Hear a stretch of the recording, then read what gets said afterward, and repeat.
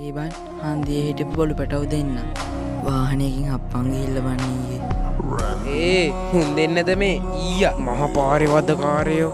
ඕකුන් දෙන්න හැප්පුණේ අපේ වාසනාවට බං. ඵලයන් බං කත කතා නොකිය. පැටියෝ මේ ලෝකේ ඉන්න මිනිස්සු ගොඩාක් නපුරුයි.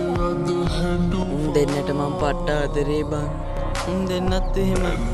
ඊයා කාලකන්ණි සත්තු. කකුල් දෙකේ අවදාසක සත්තු ඉන්නවා කියලා මම අද දැනගත්තා. මේ පුතා හැయ్యේ උඹේ බලු පැටියද? අහිංසක සත්තුන්ට තෝගේ භාෂාවල් තේරෙන්නේ නැහැ යකෝ. වාහනේ බේකඩු නිසා තමයි යකෝ උන් දෙන්න හැප්පුණේ. මොකක්ද කිව්වා ආයිමත් කියපන්. බල්ලෝ වගේද බං මිනිස්සු.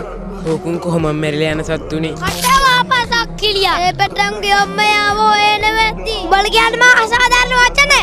චී අපි සතුන් ගැන බල බලා පාරේ ගියා නම් මෙච්චර ලස්සන වාහන වල ගැම්මට යන්න වෙන්නේ නෑ පුතා. කටව ආපසක් කිලියා. ගව්ගානක් ඉස්සරහට තියලා උඹලගේ වාහන වල බේක් කවුන්නේ. අර කකුල් දෙකේ දඩකොල කාරය ඉස්සරහ විතරයි. මේ පුතා ඇයි උඹේද මහපාර? උඹත් කරන්නේ එකම දේ. කකුල් දෙකේ දඩකොල කාරයෝ කියන්නේ එකම දේ.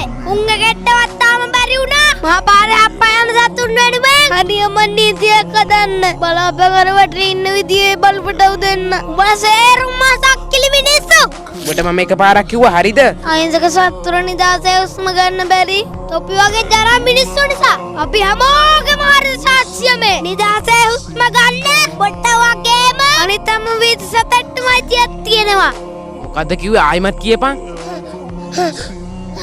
මේකට දෙන